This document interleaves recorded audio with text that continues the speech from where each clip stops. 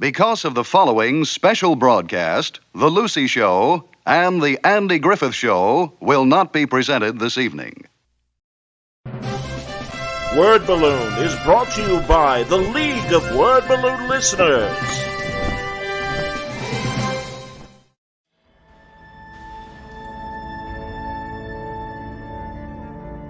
That's, me kind of doing a very light take on the version of Batman I was raised by, which is sort of post Neil Adams take, which he was doing the year I was born. Neil Adams was redefining the character kind of in the cracks and corners of DC when he was first a cover artist on a lot of the Batman books in the late 60s, and then once they gave him sort of the run of the place, his look, he kind of exaggerated even more with the lighting and the grandeur, the way he would exaggerate the figure form, the length of the ears, the length of the cape. A lot of it was just sort of aesthetics. He wasn't really changing the costume per se. I tried to illustrate what Adams did with a sense of maybe somewhat photo exacting kind of take on it, while also kind of avoiding some of the comic book tropes of the glowing white eyes, which I was always having a problem with as a kid, thinking about like how the mask is pretty much on his face like it's makeup. Like it's as close to the skin as you can get the way it was drawn by everybody, Adams included. And if that's the case, there's no room to hide the eyelashes for the human being wearing this mask, so basically just his natural eyes showing, but you can hide that in shadow.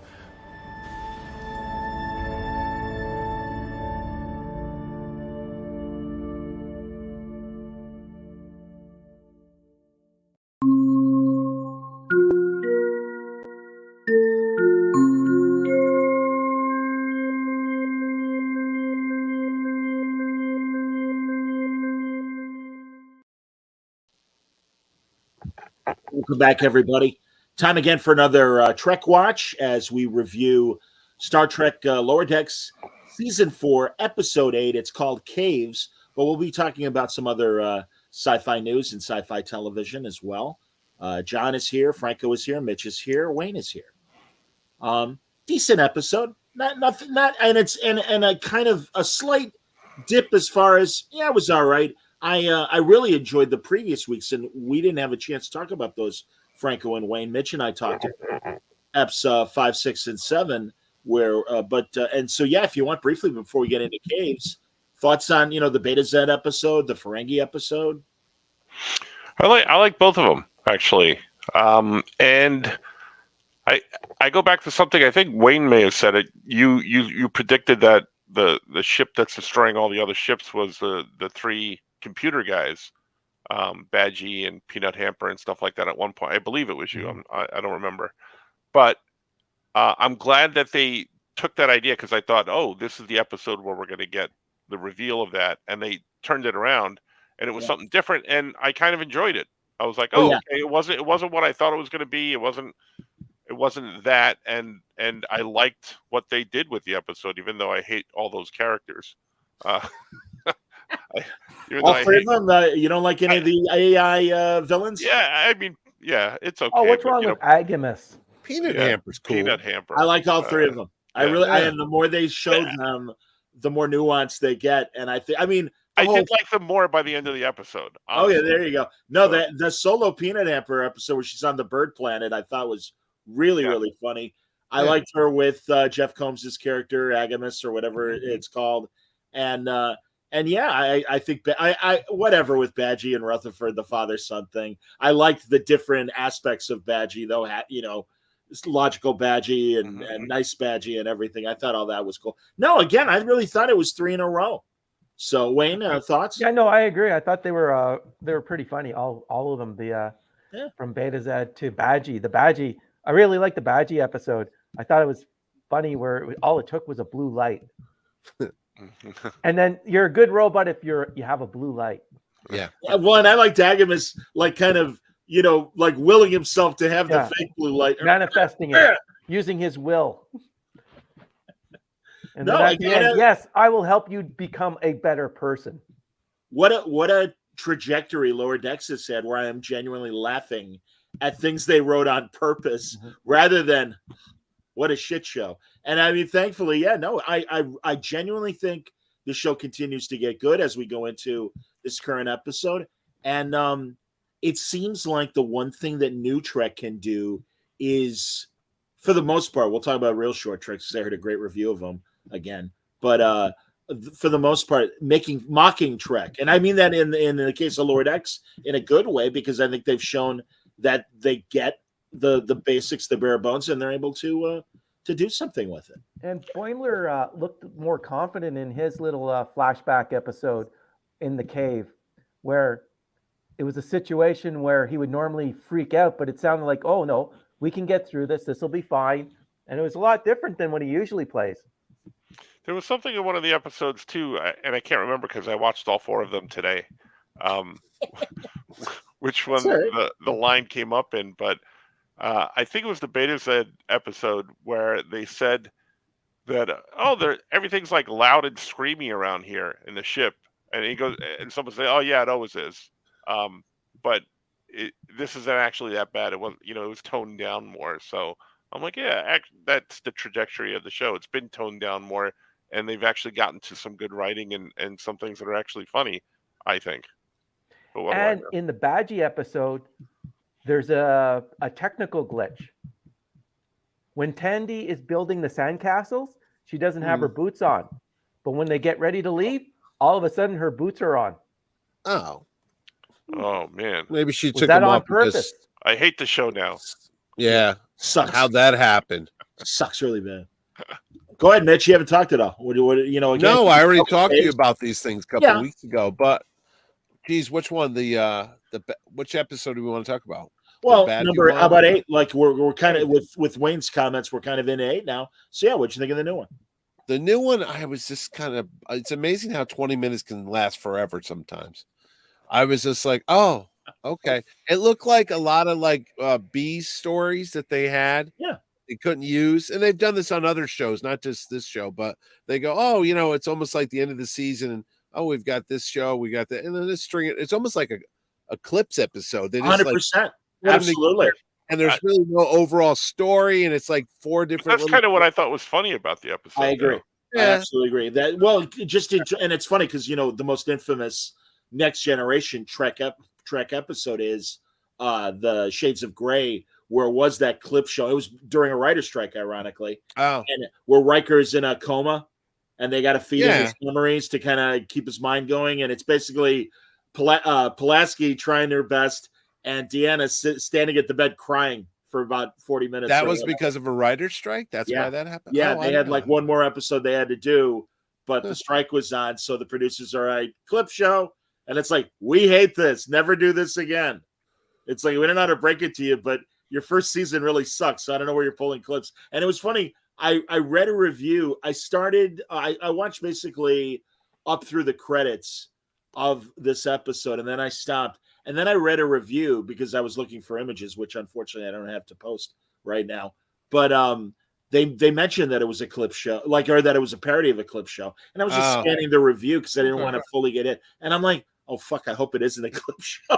And thankfully it wasn't. But no, this was good. I mean, Justice League Action, they would do 2 stories per half hour. And if you really broke down commercials and the credits, they were about 9 or 10 minute segments. That's it. Yeah. And they had a shit ton of story in 9 or 10 minutes. So as brief as these stories were, I thought for the most part, I think they worked. I like the alien race that they created for this, and I think that's a cool new alien. And I think they handled it well, that it was still funny, but not it was legitimately funny. I mean, so that was cool. Yeah, I mean, the guy having his baby, I thought was like, oh, that's pretty hysterical. Were they a new alien race though? Because I was sitting there going, have these been on before? And I don't know what. I actually thought they were. I'm talking about the latest episode. The ones that are from the animated series. See, I knew that. I was like, I've seen these before because I remember they look like weird jellyfishes, and they look like they took the head off of from the animated series. Was that remember It's a the real one- deep cut. back then? Didn't they look more? Their heads looked more like upside Kind down of. pineapples.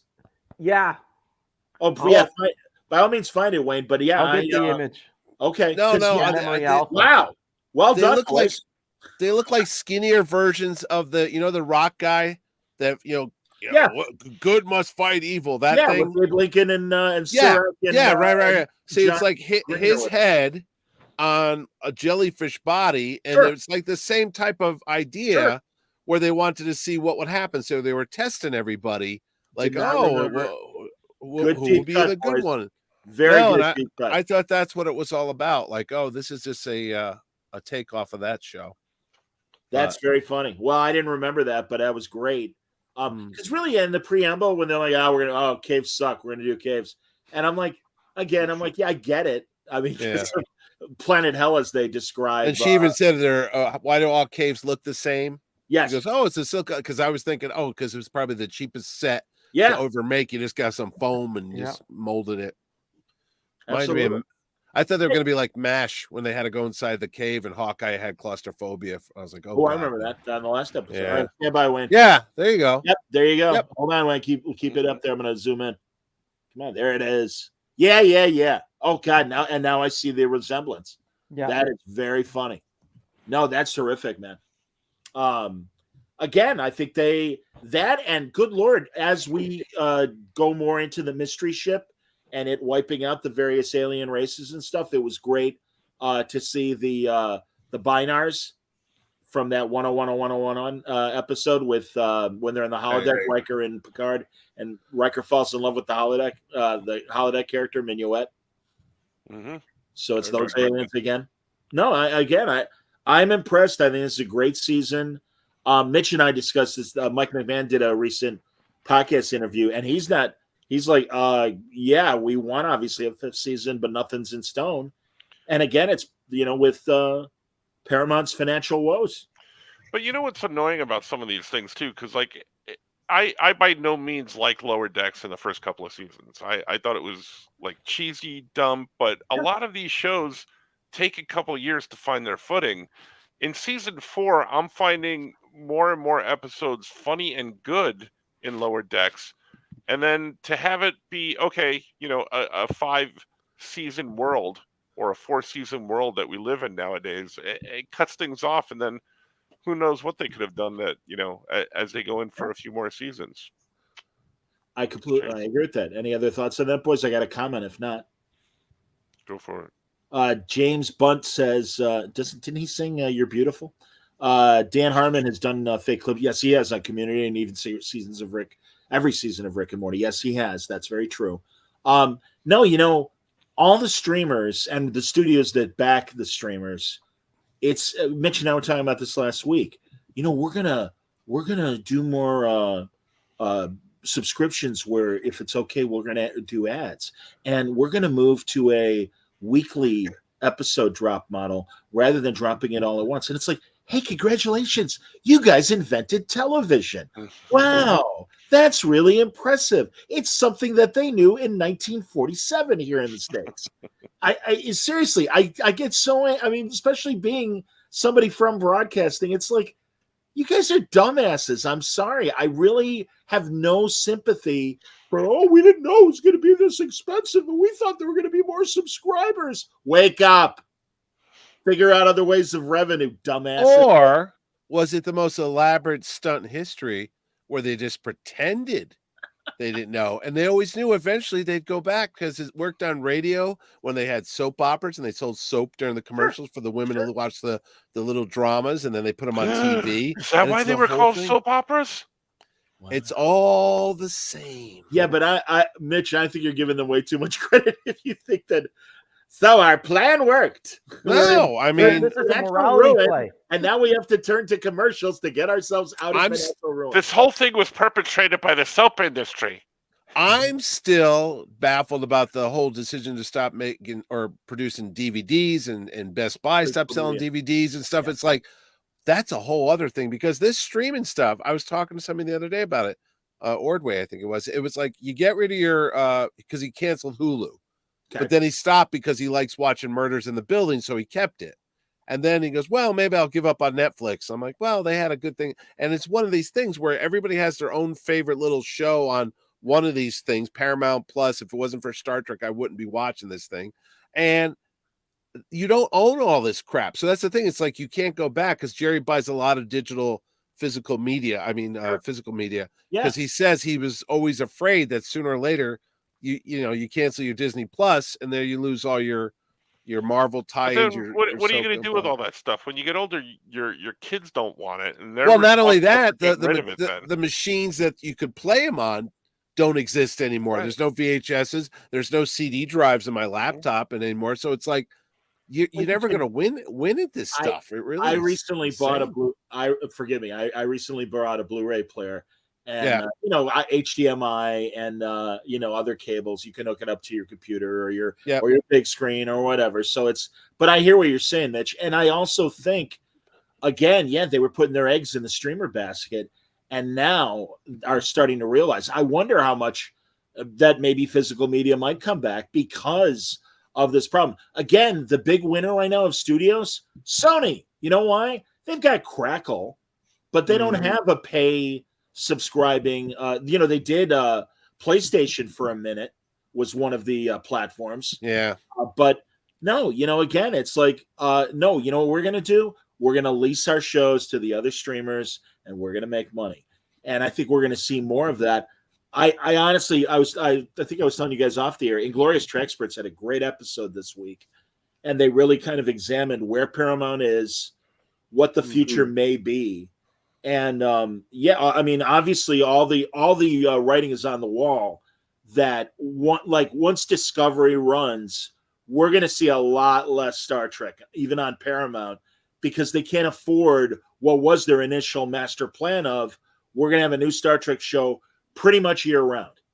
So you're going to have some series going on and Star Trek fans can watch. Well, they spent a lot of money on a lot of crappy stories and you reap what you sow. And here we are. Go ahead. Isn't this how UPN failed? I mean, UPN, when they started that back 1990, wasn't that the idea that we're going to use Star Trek as the big flagship show and all these people are going to watch UPN? And then, I watched it for Voyager, but I didn't watch Brothers from Another Planet and all the other stuff they had on there. And then eventually they kind of got rid of those shows and they just kept, I think, Voyager and was Hercules on there or something? Well, it's certainly Enterprise. No, it was.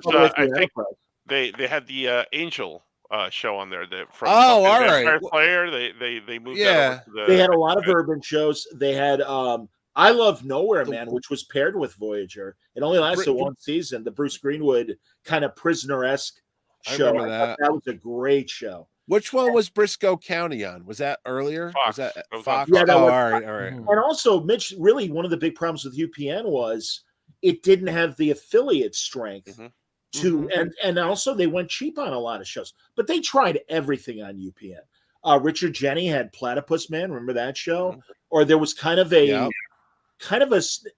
it supernatural or really was it just people with bad luck? I remember there was a show called The Strip where it was like a Twilight Zone anthology show, and I forget what rapper was like Rod Serling, but one of the few reasons why I remember it was Gilbert Gottfried and Artie Lang Gilbert Gottfried and Jackie the Joke Man Harling were guest stars in a certain episode. Oh yeah, terrible show. I remember Scotty was on Brothers from Another Planet. Yes.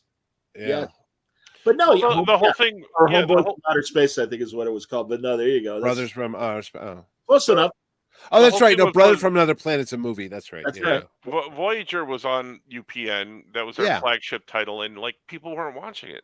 It did. Actually, it did okay. I understand that, but wasn't it Wayne who said when they first started going to conventions, nobody knew who those guys were because nobody saw the show. Nobody saw the show. Well, exactly. Well, you know what? How many people know Discovery though? I mean, not just Discovery and even Strange New Worlds. I mean, I had Rebecca Romaine, but she's more famous than just that. She's got X-Men and Librarians and stuff. But I bet if you take a lot of the side characters, a lot of people don't know. Wayne goes to those Star Trek conventions. I wonder how popular the Discovery people are and the Strange New Worlds cast, because no one really knows him other than Anson Mount, who was on Hell on Wheels, and there's certain other shows he was on. But I'm sure it became much more popular because of Strange New World. So yeah, and I think unlike Discovery, from the start, Strange New Worlds is like, we've got to focus on this bridge crew. We're naming everybody. It seems like the Strange New Worlds casts are well received. Wayne, and you know, also, Yes, they are. interrupting also, but they did show them on CBS Prime during prime time, like the first season of Discovery, was it? Discovery they did during, and then then- during COVID they And even ran Strange it a New couple Worlds, of they times. ran the first couple episodes on regular run television. No, YouTube had the whole first season on for free. Yeah. Well, there you I go. remember well, that. further, Discovery on CBS absolutely failed. Absolutely failed. It was at the bottom of the ratings every week. It was on Friday night at 10 o'clock. Or Thursday night. Thursday. And I was like, who the hell is watching this on Thursday night? You know? Well, actually, that's a prime night, Mitch, because it's before the weekend. So Really? that's why Cosby and Cheers and a lot of hit shows and Seinfeld. Yeah, Thursday's a But big not night. not everybody was Not watching a- television the way yeah. they were then. that was Well, back I'm saying then. that's a fair gamble to put a show on like that.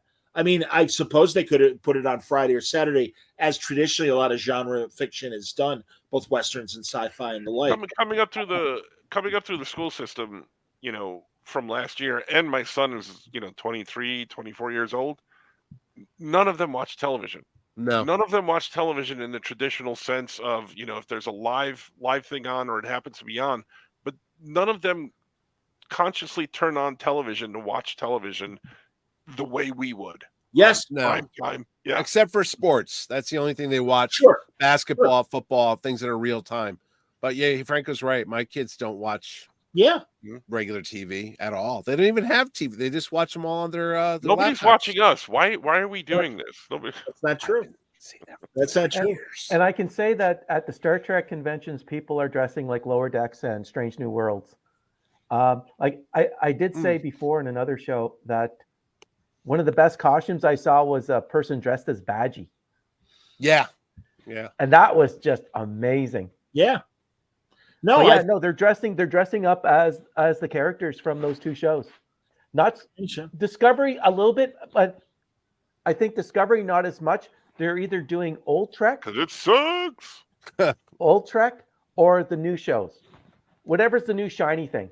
well, and a byproduct of cosplay is merch and everything. And Discovery merch has not sold. A little bit for Saru, a little bit for Michael Burnham. That's about it. And whatever, it is what it is. It'll be interesting then if you guys were saying off the air that you've heard rumors about the Section 31 movie, Michelle Yeoh movie. And I guess that's moving forward, guys. Is this what we're hearing?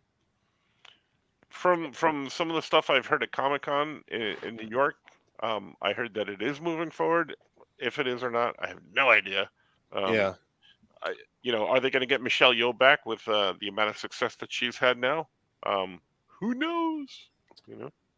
No, I hear you. I'm sorry, I still can't get behind her character as a hero, especially the Mirror Universe version. If they had found a way for her to survive, and also, by the way, it's been an interesting byproduct. Now I can't remember who I was talking to, who loves Jason Isaacs, the Captain Lorca. Yeah, bring him back on Discovery. He was Well, good. and and honestly, we don't know what happened to his Prime Universe version. We know what happened to the Mirror guy that was pretending to be him in that first season. But it's like, yeah, sure. And I'm sure Isaacs is on to other projects. And to get him back would probably cost money. Again, it's they spend money weirdly on a lot of these streamers, and I think Star Trek unfortunately wasted a lot of money on a lot of different shows that, frankly, as Franco said, what was the word you used, Franco? It sucks. Thank you. Thank you. I think they spent too much on the production, like the pre-production was out of control. But you have to. I mean, that's the other thing too, is you build this stuff and then you, as they say, amortize the costs over a 22 episode season, over 5 years, things like that. Mitch, what were you going to say? Sorry. No, I was going to say they spent all that money, like Wayne just said, on the first Star Trek. Remember the Klingon makeup and all that stuff. And all the years I've been doing conventions and going to conventions, I have never seen any cosplayers dressed like anybody from Discovery. I haven't seen any Sarus. I haven't seen any Michael Not even with the Burnhams. cool sneakers that they had on the show. No, With the no. track Had and- The gold jumpsuit. braids No, on them, yeah. no. Yeah. no. I've never seen any of that either. I have seen in the Discovery uniforms. Yeah. I've not seen a Saru that I can remember, but definitely Discovery uniforms. But if I see Klingons, it's the Yeah. Classic. It's Well, next Or gen. the next yeah, gen. yes, Yeah. yes. Turtlehead. They do dress. There is the two types of Klingons. You could Mhm. have the ones from the Sure. original series. Sure. There are some guys that do dress like that, and then some that dress like more like the motion picture. Yeah. But this isn't to take anything away from that, but you see those mostly at the Star Trek conventions, right? Yes, Right. I mean, No. that's where you're going to see them, if anything. true. Going to like San Diego Comic-Con, you might expect to see some there, or New York Comic-Con. I don't see any of those there. I saw two actually in Artist Alley. I saw two guys wearing classic Trek. But That's Yellow those guys shirts, were yeah. part of the IDW people. Oh, okay. Were that they explains behind it. the table? No, they were walking around when No, I was but walking around with you. I'm talking about Discovery dress. Yeah. Oh, that you're not seeing that. No, I agree. And Oh but no, you- you'll never. But we, I mean, like both Mitch and Wayne said, I will see classic Trek people, and in Yeah. fact, further, Oh, that I see at the shows. Yeah. yes, and that's what I mean at generic Comic Cons. But even further, what I've loved is there was a couple that had the classic uniforms on, but they had Planet of the Apes makeup going on, and they were hilarious. So yeah, it was a great mashup of Planet of the Apes and Trek. Well, just like I have a mashup next year for Vegas. I'm going to do Peter B. Parker in a Starfleet uniform. Oh, that's So I'm cool. going to have the blue tunic, the black pants, pink fluffy slippers, pink fluffy bathrobe, and I'll have Instead of in your baby carrier, You got to get a baby thing. You're gonna have Badgie. no, I'm not going to have Badgie. No, Baby I have, Yoda. I actually have the blue little creature from Discovery that does all the jumping. Tardigrade. Tardigrade. Oh, Tardigrade. I oh, have the a blue- tardigrade. Oh yeah, yeah. I have a tardigrade about this big that I are can you- put into a baby carrier. Okay, because I was going to say you're not talking about Murph from Prodigy. No. I got a tardigrade that I can put in the baby carrier. Hilarious. That's all right. That's interesting. Well, I'm trying to think of other Trek news. I mean, I saw Oh, great on go ahead. YouTube, if I may. Patrick Stewart and Jonathan Frakes having a really good 45-minute conversation. That only at the very end do they promote the book, but it's a very cute discussion between two good friends. What were you going to say, Mitch? No, I was going to say that Wayne and I, if we want to talk about extraneous Star Trek stuff, there's a brand new online video game because we were walking on the main exhibit floor and there was a big Star Trek booth. And I said, oh, Wayne, look, maybe there's somebody there from one of the shows because there was somebody up on a stage wearing a yellow command shirt and there was a crowd of people around and there was a big video screen. And I was like, oh, is it from Strange New Worlds? It's this rap. I'm going to say he's a rapper. He's some type of musician. I don't know his name. Kid Cudi. Yes, Kid Cudi. Yeah. And they had him, and he's on a new Star Trek, and I don't know what the title of it is, but basically it's a new type of immersive game because they had him there, and then they showed his online character, and I guess that's the whole point. Like you take your character or your face and you make yourself on the ship or whatever. But who are they aiming? I'm real quick though. Who are they aiming that to? Because I was like, that's definitely a younger audience. That's I was just gonna answer that because again, the example of my son not watching any television.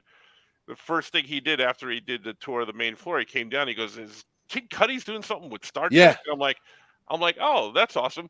Who's Kid Cudi?" Exactly. And my son said, "Well, I know who Kid Cudi is, but what kind of Star Trek is he doing?" And I'm like, "I have no idea." So there you go. That's the audience right there. Two worlds passing in the night. Two ships. Interesting. Nobody knows. Well, again, hey man, if that brings the Kid Cudi audience to Star Trek, great. Yeah.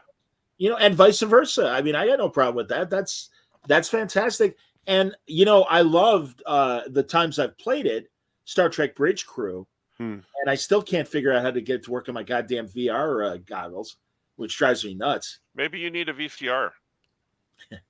Exactly. No, my VCR is blinking 12. It can't help me in this It's sense. Beta Max too. 100%. So yeah, I'm trying to think if there was any other Star Trek news. I would point people to that Inglorious Treksperts most recent episode because they're all kind of insiders when it comes to the biz. And what I didn't know about very short treks was the guy who is the showrunner and mastermind behind that.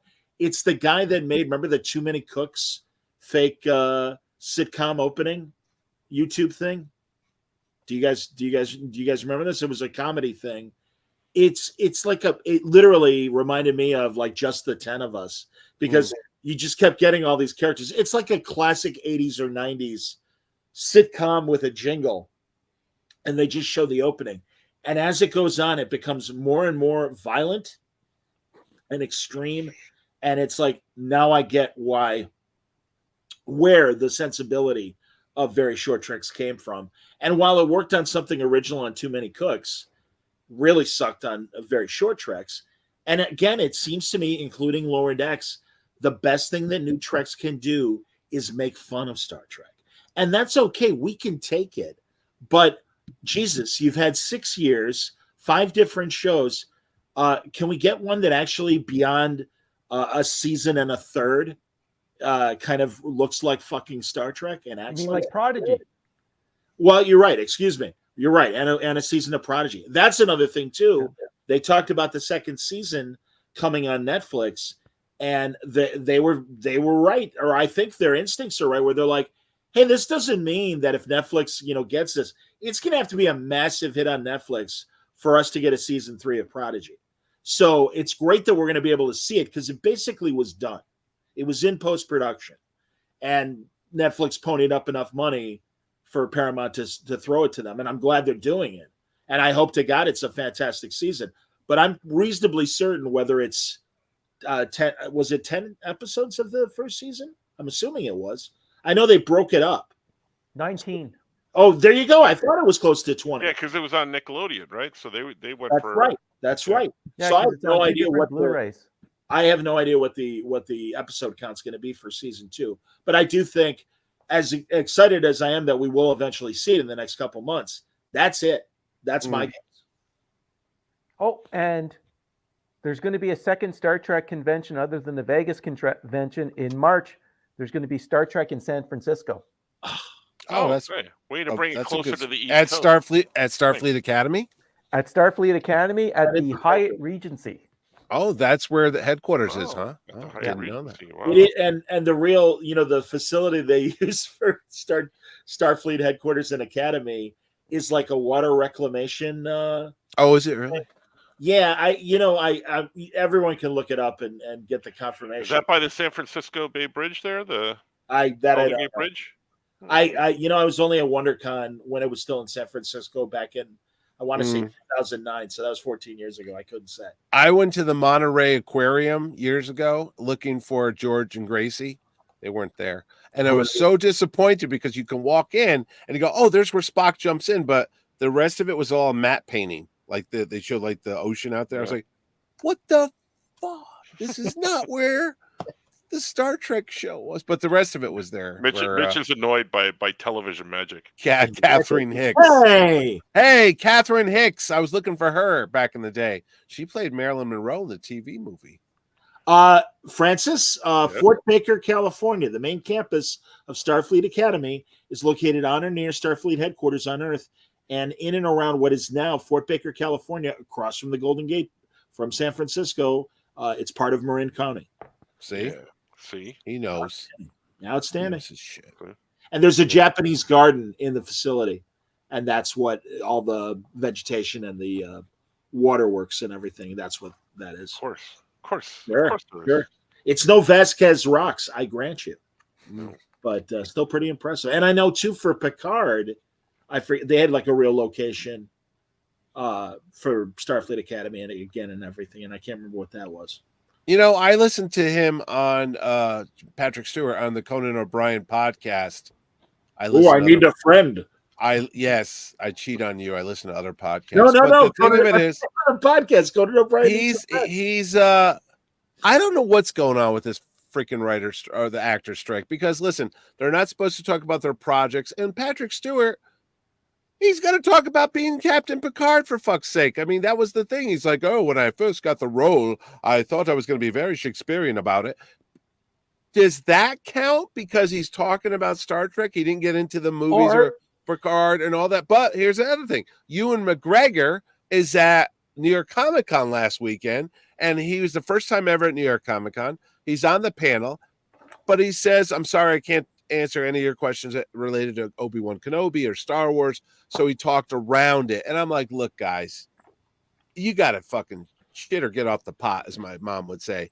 Pick the fucking thing you want to do, because honestly, not talking about these shows that these people are famous for, Star Trek, Star Wars, you name it, is ridiculous, because you're not fooling anybody. And I know, well, you don't want to support the studio we're striking against, but the reason why people are lined up to see Ewan McGregor and Patrick Stewart is because of the roles that they played on these classic television shows and movies and stuff like that. So to deny the fans who pay for their shows, their subscription, their TV shows, their fucking income, and their houses by the ocean, their autographs, and not talk for 40 minutes about the fucking thing that got him there, you're an asshole. And not only that, Screen Actors Guild, you come out the other day and you talk about what they can't wear for Halloween for their kids. Don't wear any Universal Monster costumes. Don't support the studios.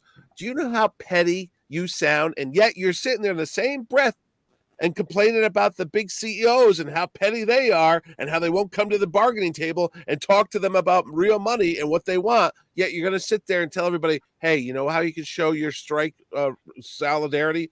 Don't put on a Ghostbusters outfit for your 8-year-old kid this year who wants to go get some fucking candy. Jesus Christ. Grow. Hey, guys. Let me just what, real quick, and then I'm going to be off my soapbox. No. Grow the fuck up and sit down like professional people and have a real fucking business conversation and stop doing this fucking nonsense about, well, don't do this and don't do that. It's ridiculous. You're losing money. The studios aren't losing money because they're just going to make money on all those fucking movies that you people were already in, and they're going to keep doing it until you're long since dead. And they've been doing it to Lucille Ball and Marion Moore and all the people since they fucking made a first movie 100 years ago. So you're not hurting them by sitting there and holding your breath, sitting in the corner going, I'm not going to do this because it's going to support. They don't give a shit about your little protest, okay? Get some fucking business sense, sit down and negotiate like adults and figure out what you want done and what you need to get done and get it over with, okay? I can't sit there and watch John Suntress every fucking night because there's no new movies or TV shows. I am going to be on every night except for next Friday. See? To the Friday Sunday. But very quickly. All right, go on. Because if I may, as a SAG member, Franco, just really fast, the SAG did not walk away from the bargaining table. The studio did. And I agree with you, Mitch, on 99% of what you said. And the highlight is you have to have a consistent message to your union members of either don't talk about it or don't get cute. And I've seen examples as well. Go ahead, Franco. Excuse me. Okay. First of all, you guys got to let me interrupt more because you quashed both my jokes. Okay. One, I was looking around for, does Mitch look taller? Because he's on a soapbox right now, obviously. So that was the one joke. The second thing, Johnny, that you quashed is that boobies. Man boobs. I'm a union member, not in SAG-AFTRA, but teachers. I've got some SAG.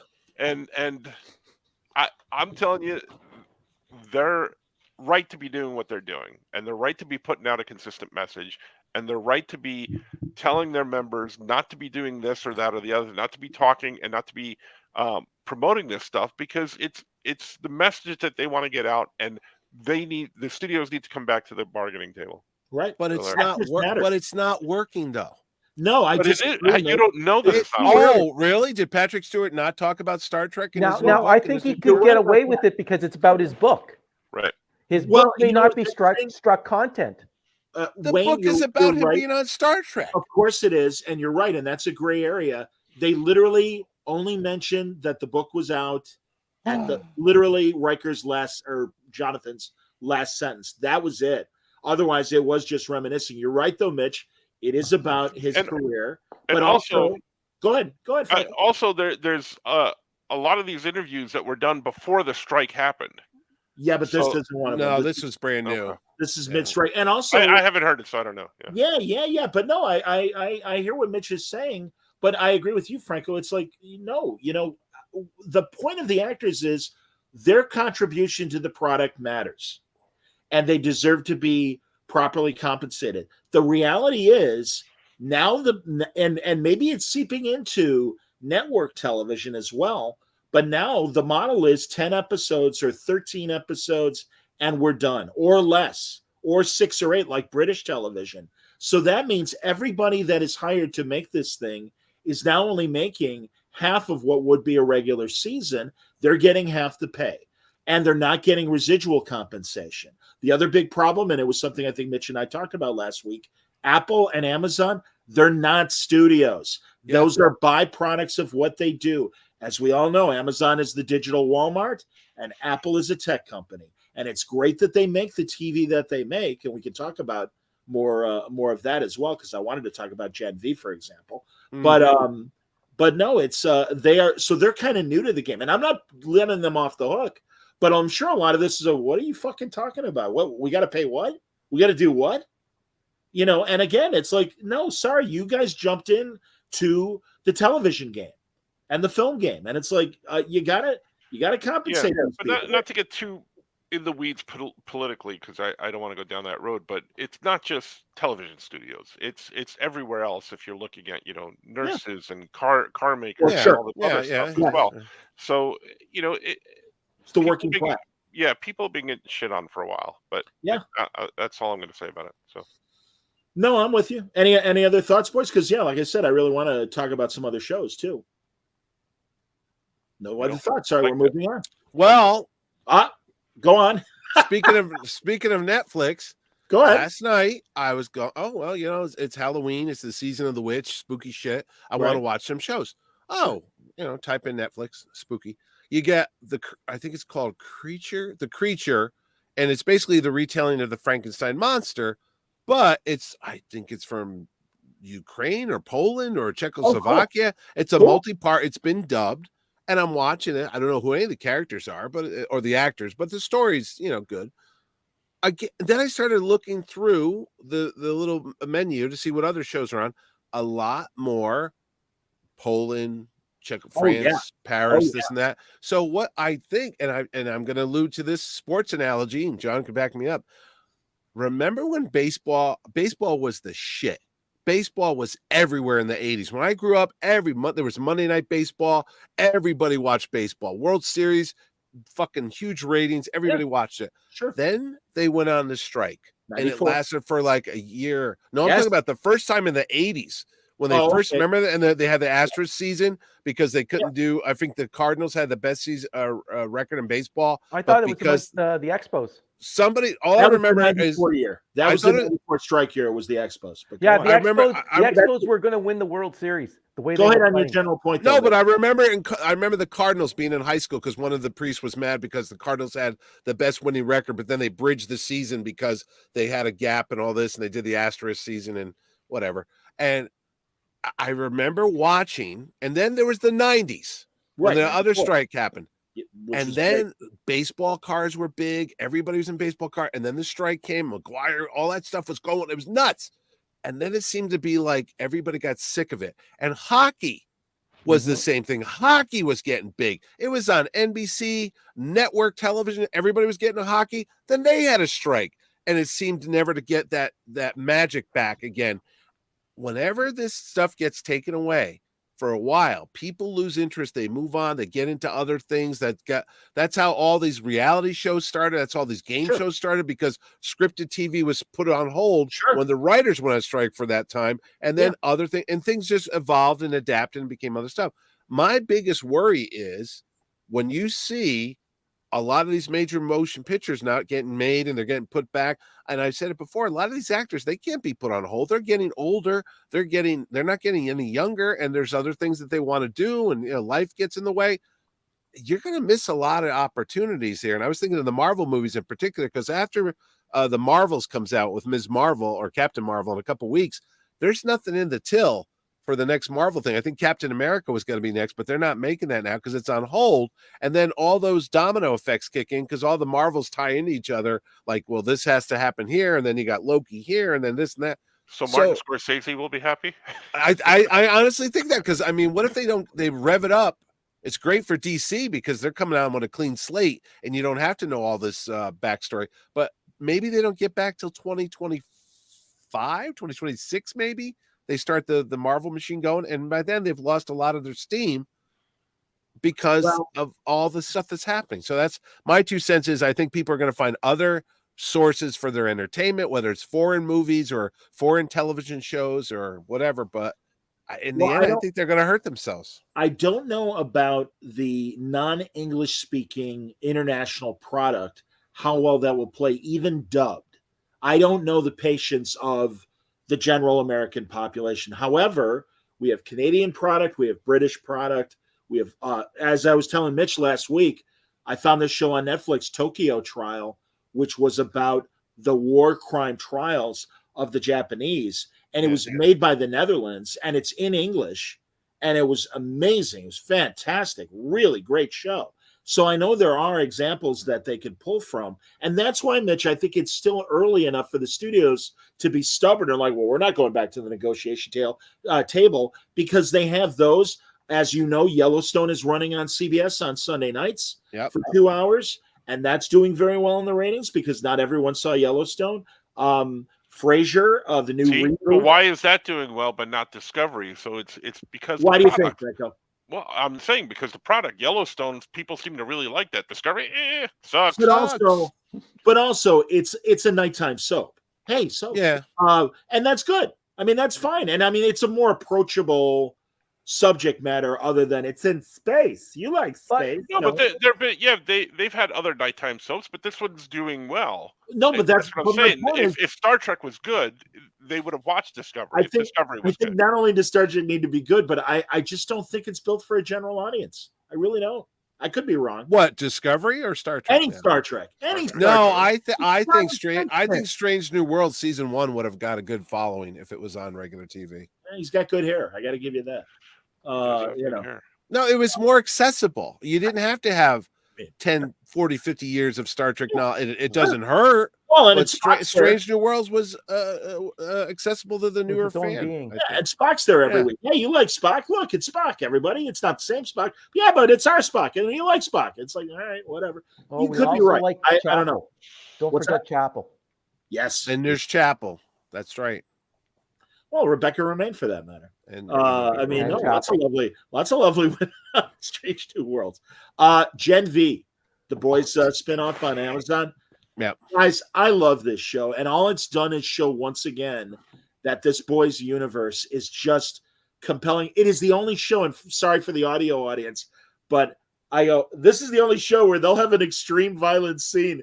And literally, I am doing this to my television screen. And that is holding my hands up and recoiling back, everybody, for the audio audience. Because it's legit and it shocks you in the best ways. If you can handle R-rated material, I think it's fantastic. This is, I was telling Franco, because he hasn't watched it yet, this is the Teen Titans of the boys' universe. It is the Teen Titans. And like every good spinoff, like The Walking, like Fear the Walking Dead, it's the same universe with different people and how are they reacting to this world.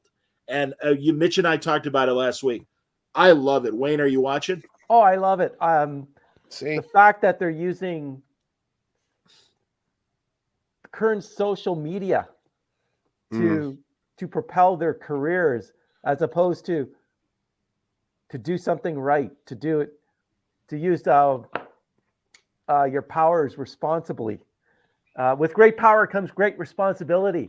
That's what I was trying to think of. See, this is so far from that. This is more like I want to be on the biggest reality TV show possible. I want Oh my God, I want to it's be popular. hilarious. Really? See, I want Franco to watch it because Franco's got a background where he taught a lot of teenage kids. Because I watch it, but I'm not a fan of it, and I've come out and said to you why. Because I don't. You don't relate? No, I had teenage kids, and God, they're all grown up now. But the thing of it is, and I'll tell Franco, I'm not going to spoil it for him. But there's a. How do we talk? You guys are can. there's a You the can- main. I'm gonna All right, watch. there's a main character. It's all teenage kids. There's this one girl who to activate her powers, she has to go throw up, so she's bulimic. Right. So that's kind of like weird. There's another girl to activate her powers, she has to cut herself, and there's cutting going on there. And then there's some the blood as it's leaving. Yeah. There's some suicide stuff going on too. Yes. And as having two boys who went through a lot of years in high school and a lot of teenage stuff going on, those are subjects that come up a lot in everyday world with teenage kids, and it's not to be taken lightly.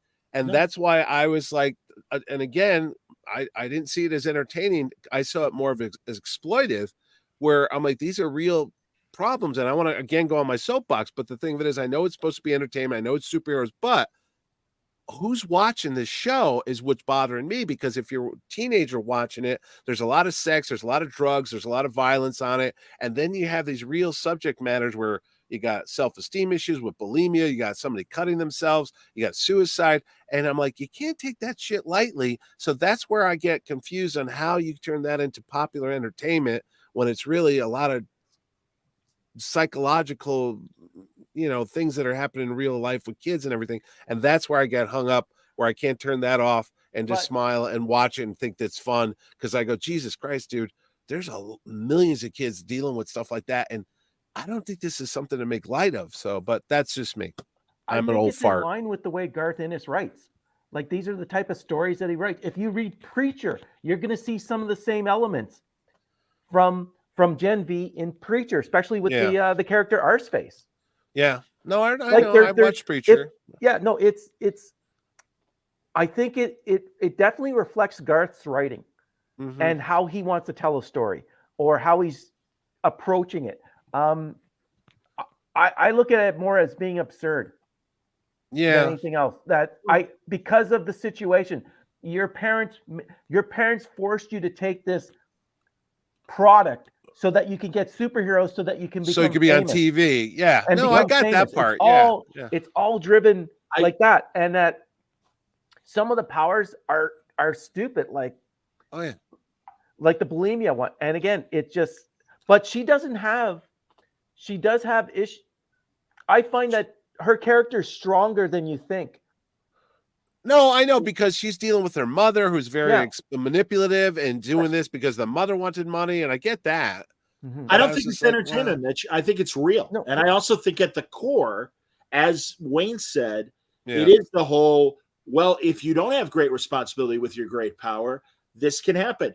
The allure of fame and all of that. I think when it comes to the hard subjects of suicide and bulimia, I don't think they are being exploitive or making fun of it or in any way other than this is a tragedy that happens in real life, and real people have to deal with it. Imagine if you had that along with the allure of celebrity and the power fantasy of being powerful and everything. And that's the thing. And again, the character Sam is someone, without spoiling for Franco, is a guy that clearly can't emotionally handle the powers that he has. I think Cricket, the woman that shrinks due to her bulimia, is a very. I just think they're all genuine, all of them, including the lead character who has the blood power and everything. More importantly, and again, without spoiling, there's a transgender character whose ability to literally physically their form from male to female happens because of the V injections. And it is, I think, one of the most tasteful handling of the transgender subject that that gives the reality of the people that can't handle it, but also the reality of, and I say this as a straight cis, the white guy, but it seems to me this is the emotional problem or acceptance of the transgender lifestyle, both the people that live it and the people around them. And I applaud this show for handling it in such a smart, tasteful way that I think any person that has a problem with it is going to go, gee, that kind of is like racism, isn't it? Maybe I've got more issues and I got to really think about this more than what my current position, anti-position is. But that's my all right. So what you're saying is maybe if I was younger, if I was a teenage kid and I'm in this world where all this stuff is happening, I'm being bombarded by social media and popularity and all this bullshit that's in the world we live in now, I wouldn't be so shocked by everything that's going on in this. And they're just like, hey, she's bulimic. Hey, this one's cutting herself. This is what it's. I think they see it. I mean, Franco, I don't know. I mean, you're a guy who taught children. I mean, are these kind of issues? I mean, and again, the years every day, every day. Yeah, that's what I'm saying. So then, yeah, I kind of think the kids they're aware of the world they live in, all the positives, and then all the extreme ridiculousness of social media.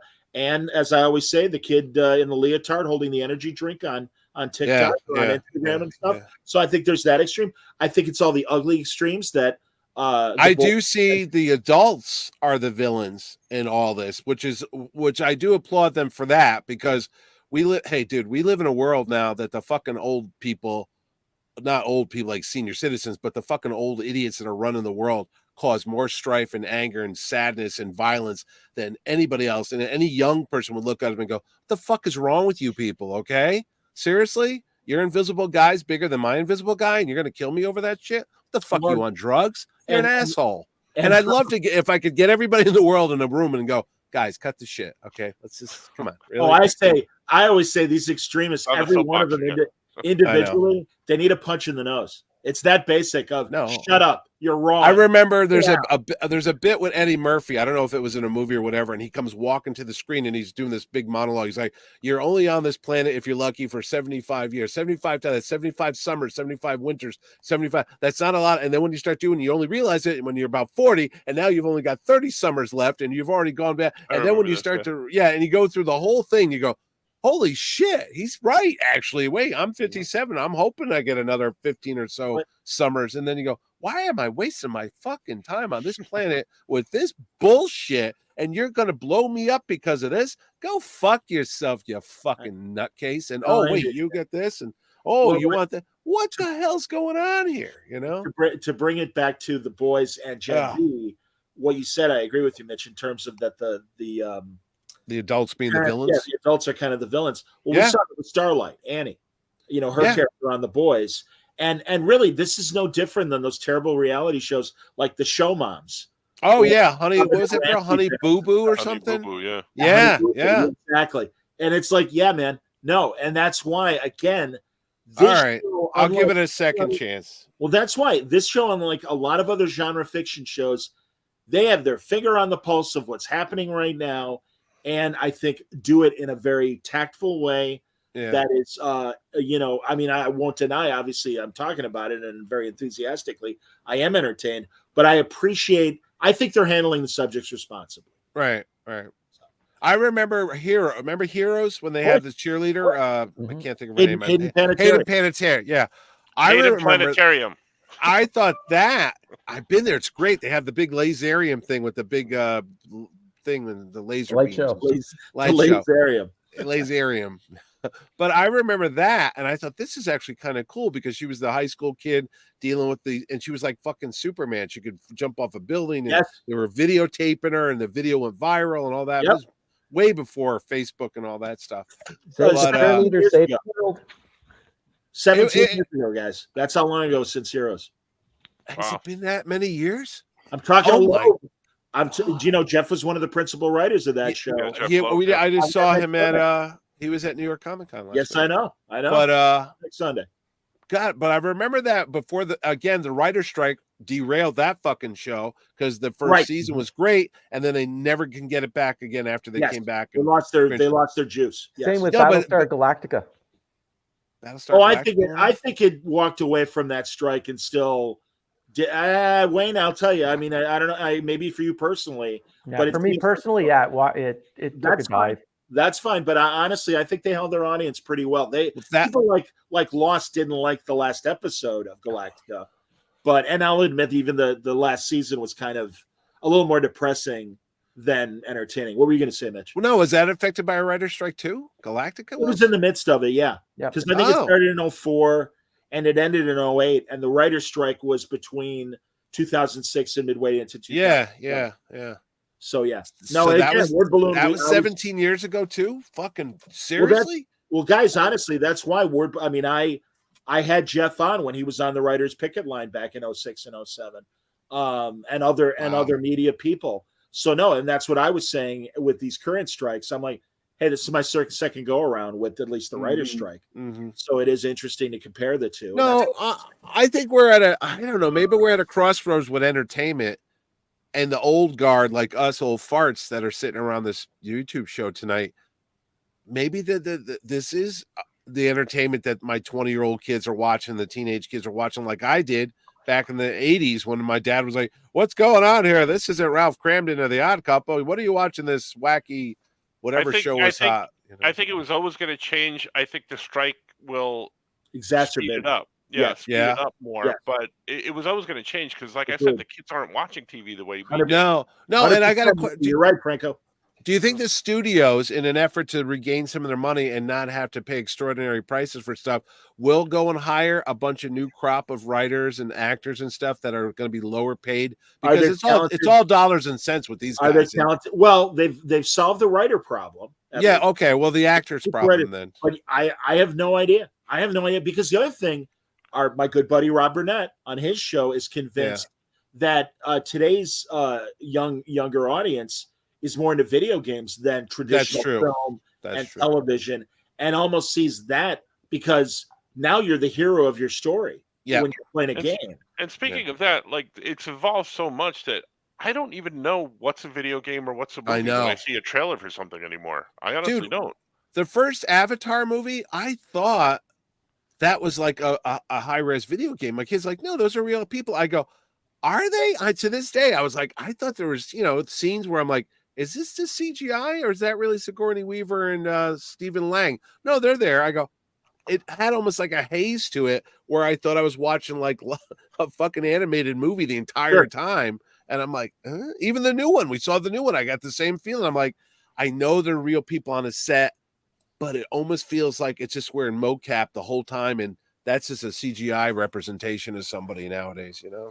One of the best movies I've seen is if you ever watched the playthrough for The Last of Us. Oh, not the HBO series, but if you watch the playthrough, oh my God, you will go through emotional roller coaster with the characters. Now, how long is something like that? Like hours? It's the playthrough that I watched was 20 hours. 20 hours. Because you're also did you do it all at one sitting, Wayne? I gotta know that. No, I spread it out over a couple of days. But you took a poop break. Okay. Yeah, I did take a poop break, but it's also the gameplay too. That's the problem with some of the playthroughs is you're going to go through the play, but the story that was told was amazing. Really? Okay. That's cool. Wayne, you wanted to talk about an Edgar Allan Poe. Oh yes, Netflix, the third outing by the guys that did the Haunting movies, or the Haunting series, as you call them, like Haunting of Bly Manor, Haunting of Hill House. The latest is the Fall of the House of Usher. I was just going to say, is it? I watched that. Oh my God, is it good? I love how they. Is it a series or a movie? It's a series. Oh, wow. They take the concept of the House of Usher, and then incorporate a lot of the other Poe stories, like The Telltale Heart, Murder in the Rue Morgue, the cast of begins with an A, where Amontillado or some shit. Something like that, where they wall up a person. Yes, The Pit and the Pendulum. They take these stories, they've updated it to a family that is now involved with pharmaceuticals. Yep. And making a deal with an entity. And it's just, it is, amazing. That one, I literally watched it over 2 nights because it was. Yeah, I started watching. And even the titles, the title that they used for the Fall of the House of Usher really grabs your attention. So And the graphics were very Mark good. Hamill's in it. Yes. Luke Oh, yeah. Skywalker's in it. Now you got to watch it. I was like, he plays a Luke. scuzzy lawyer. Oh, it's Yeah. fantastic. Pym, something Pym. Arthur Like Pym. Arthur Pym. Yep. Not Hank Pym. No. Sounds great. Honestly, I mean, I love the Hammer or not Hammer. The Bruce American Greenwood. International, the Vincent Price. Yeah, And, those were Hammer, and also American International was Yeah. Roger Corman movies. They're right. Yeah. Movies, not the Hammer movies. Okay, yeah, no. But yeah, no. Jack I Nicholson think was in that. great subject. Great subject. Oh my God, yeah. Right. And No, the other Karloff cool, and Peter Lorre. yeah. Oh, that was the Raven. Yep. Yeah. Yep. I saw that. But Yeah, yeah, where no, the Battle of the Magicians. yes. Yes, I'm trying to watch all the Universal horror movies for Halloween. But here's the deal: they used to be on Amazon for free. They're not this year. NBC Universal? I checked. I'll check Peacock. I didn't check Peacock. I checked Hulu. They didn't have them. I checked Apple. They didn't have it. It might be on Then Peacock because they're Universal. Exactly. I went to YouTube to see if I could find some free ones because now and then they have because they're public domain. I guess they'll have free ones. But YouTube's got so many good documentaries about Boris Karloff or freaking who's the guy? Bela Lugosi. Bela Lugosi. Lon Chaney. All of them. It's like, oh, I didn't know Cheney that about Senior, this guy. Cheney Jr. Yeah, Cheney Jr. was a drunk. Cheney Senior was a magician with makeup. Yeah, but I've been watching that stuff. I was gonna watch This Island Earth because Mitch, I don't think they're in public domain. Forgive me, I'm getting a drink. You don't think so? The only one I think that is in public domain is Dracula? the Phantom of the Opera with Cheney Well, that's Senior. yeah, Lon Chaney. Yeah, but the Universal monsters are not public domain yet. No, they make a lot of money off that still from a licensing standpoint. Yeah, they do. So yeah, so that's why now they're not. And in fact, they tried to reboot the franchise with the Tom Cruise Mummy. Didn't work. Dracula Undead was also part of it. Oh, I didn't know that. Oh, Yeah, really? Dracula Undead was part of the Universal Monsterverse. Was that with Russell Crowe? Yes. No. Russell Crowe was. He was in The Mummy. He was in The Mummy because he was Hyde. Yeah. Hyde. That's right. He was Mr. Hyde. That's right. It was Dracula Untold, and then there was a third one. I think there was a werewolf one that I'm trying to think of. Was it a Frankenstein? Well, I was going to say, the original stories are in public domain. The original stories are. Which is and honestly, if I were Lord God of Universal, what I would do is bring back the classic looks when they updated with De Niro as the Frankenstein monster. I love the Frank Langella Dracula movie. Okay. From the late 70s. I thought that was amazing. He was so sexy. He was sexy. I met him. But who was Gary Oldman? Remember Gary Oldman with the big white wig thing? Yes. Yeah, Bram Stoker's Dracula. Well, that was Mignola worked on that too. Yeah, he did. Roy Thomas wrote the adaptation. But yeah, once you get away from those classic 30s designs, I don't give a shit. And it's like, by all means, cast new people, but you got to replicate Jack Pierce's Frankenstein makeup and find a way to evoke the spirit of Bela Lugosi as Dracula, rather than fully commit to the 30s, Widow's Peak that he had and everything. Yeah. And I love Lugosi. And really, as I delve, you see, I'm not a modern horror guy. I don't care. I just can't get into it. It's too gross. It scares me. Blair Witch messed me up for days.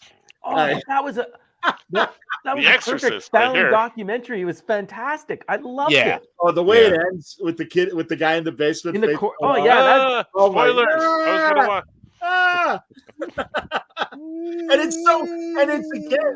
And to their credit, it's the psychological fear that they built into the movie, so that what otherwise would be this most benign video moment, you're like, yeah. Did anyone see the new Exorcist movie? Have no desires. No, sorry. And especially with the passing of the great William Friedkin, the original director. Yeah. Well, the fact that Ellen Burstyn? Yeah, Ellen Burstyn. The fact that she was still alive, I was like, whoa. She's in it.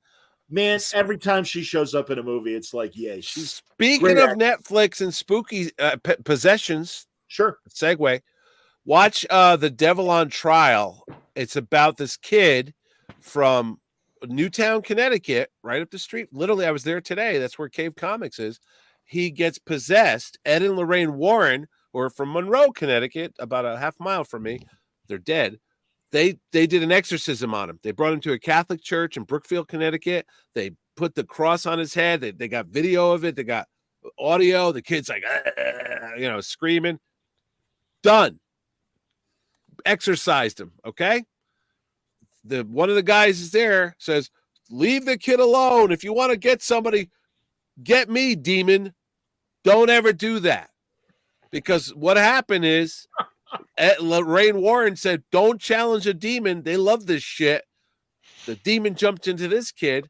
Fucking year later, he stabs somebody to death. Now, here's the best part. He goes to trial right here in Danbury, Connecticut. You know what his defense was? Devil made me do it. Demonic possession. And then I'm not going to tell you the rest of it. Watch the documentary, but they tell you about how it happened. There was in 1981 in Connecticut. They had all the news around the world was covering it, and the kid used that as his defense trial. That's the Flip Wilson Geraldine. The devil made me do it. Geraldine defense, exactly. But that shit scares the fuck out of you if you're watching it at night and they got some well, thank you for telling me. I'll certainly avoid it. Thank you. Yeah, no. Listen, this is what it's about. This is what happens. This is how they kill the guy. But go watch it. But be careful. I don't want to spoil it. But I don't want to spoil it. Keeping on the exorcism, I've seen the Pope's Exorcist, and it is hilarious. That. It's so stupid. That's what Russell Crowe. Yeah. Russell Crowe, who went to the school of here's how you talk like an Italian. Yeah. You add an A to everything. That's a good I'm a like a thing. Go and get the biggest a pig and bring the pig in. That's the Chico Mark defense. Very good. It wasn't that bad, Wayne, until suddenly it's hilarious. In the middle of it, he's on a castle that they did the Inquisition, and downstairs in the basement is the souls of like 10,000 fucking people, and you're like, what? And then he's fighting Satan, and not only that, they're making a sequel to it. Don't tell us about it, and then tell us to go see it. Exactly, but wait a minute. So is it purposely like Abraham Lincoln Vampire Hunter? It is trying to be serious. It's like an Exorcist movie. Yes, but like a real it actually incorporates the Inquisition and how. Well, that's fine. The Inquisition may have been nuts, crazy, something different. Yeah, it was all about Satan. I just thought his acting choices were hilarious. His driving on the Vesper was just amazing. He was crazier than he was when he was in the Thor movie, when he was playing Zeus. Yeah. When he's like, I got the Thunderbolt. That's the same accent. He's like, I know how to play Italians. Isn't that Anthony Hopkins or is the other? No. Anthony Hopkins was Odin. Yeah, he was Zeus. In which he was like in the last one, Thor: Love and Thunder. Oh, Love and Thunder. Man, I have blocked out so much for that movie. I hate it. Oh my god, his Grecian accent was hilarious. At the end, he's in the post credits with Hercules. That's the guy who plays Hercules. Yeah, it's Roy Kent. Roy Kent Lasso. Yes, Goldstein. Frank I love that guy. Fuck me. Another good awesome Halloween thing. Chucky's back for season 3. Chucky's in the White House. With Joe Pantoliano? No, Joe Pants isn't there. Oh, he was in that show. Yeah, no, but Chucky, he was in season 2. Yeah. But season 3 has Chucky in the White House. And it is just as good as seasons 1 and 2 so far. Funny. Is he a Republican or a Democrat? I've heard that it was good. It was an independent. It was he ran on the independent party. Okay. It was an independent candidate that made it to the White House. All right. Sorry, Franco. You said? I said I heard that show was actually pretty good. When I first saw it advertised, I'm like, really? They're going to try a series of this? Because I remember I go back to the days of the Friday the 13th series and those, and I'm like, some were good, but really? But I've heard that this was consistently good. This has been consistently good. They've told really good stories between seasons 1, 2, and now 3. Does anybody watch the prequel for Pet Sematary yet with David Duchovny? Nope. No. I was planning on watching that one. Guys, keep going. Any horror recommends? Because again, I'm a Oh, well, So if you want a top 10, tune into Mitch and Ed's top 10 Halloween movies on YouTube. That's our show. And we actually went down, if you're looking for horror movies, these are the ones to watch. I'll give you a little sneak peek. Night Stalker, Night Strangler, Darren McGavin, doubleheader. Love them. Gargoyles with Bernie Casey. I just drew a picture of that tonight. Great movie. Because that was great. Don't Be Afraid of the Dark, Kim Darby, Tim Hutton, and William Demers. Awesome. Too late because I already am afraid of the dark. Mm-hmm. William Demers is in Don't Be Afraid of the Dark? Yeah, he's the guy that's like, don't go in the basement. Come on, Steve. That's him. Don't go in the dark. Yeah. I got to make dinner for the kids. Oh, and there's one that Gene Roddenberry has something to do with. I can't remember. Is it Spectre? It is Spectre. That'll be hard to find, actually. No, you can find it on YouTube. No. Robert Culp. And Gig Young in one of his final performances. Poor, insanely demented Gig Young. Yes. And it's basically a Holmes and Watson pastiche investigating the supernatural. Roddy McDowell is in it. Mm-hmm. It's a great TV movie. You can find that on what? YouTube? On YouTube, Spectre. Oh, all right. Oh, and then speaking of Darren McGavin and this stuff, the same guy, Dan Curtis, made another one called The Nordic Tape. No, Roddenberry, the Quester tapes, if that's what you're No. This one is kind of like the Night Stalker. Some guy finds an audio cassette tapes and he puts it in there and it tells the story of what happened to this guy who's missing. And it's like a 90-minute TV movie. Cool. Oh, it's something that the three. I mean, Wayne's our age too. The four of us really grew up in a great time when it came to TV movies. Yeah, because they did so many great horror movies, things about the Bermuda Triangle. The original. I remember that one. The Salem's Lot miniseries. David Soul and Lawrence Kerwin and Meredith. Who's one of the best adaptations of a Stephen King novel is Salem's Lot. It wasn't Ray Milland. Who was the old guy? Was it Ray Burgess? Wasn't it Burgess? Or no, it was. No, I think it was Ray Milland. James Mason. Mason played the caretaker. I forgot I was in that. Yes. Mitch, you're with the Norliss tapes. The Norliss tapes. That's a good one to watch too. Western tapes. They yanked that from YouTube, but that was there for. Did they? Oh yeah. Which is kind of Roddenberry's original ideas for Data. Trilogy of Terror is great. Oh, Trilogy Karen Black. Karen Black with the voodoo doll. Oh yeah. Fuck yeah, that's a good Wasn't one. Wasn't that just recently on Svengoolie or something like that? Yeah, I was going to say Svengoolie just ran that a couple Svengoolie? weeks ago. Absolutely, he did. What did he do? I think he just showed Gargoyles. Somebody told me that's I'm he sure. did like a Halloween spell or He the did Night Trilogy Stalker. of Terror too. Yes. Oh, did he? Definitely Yeah. Trilogy of Terror. Absolutely, he did.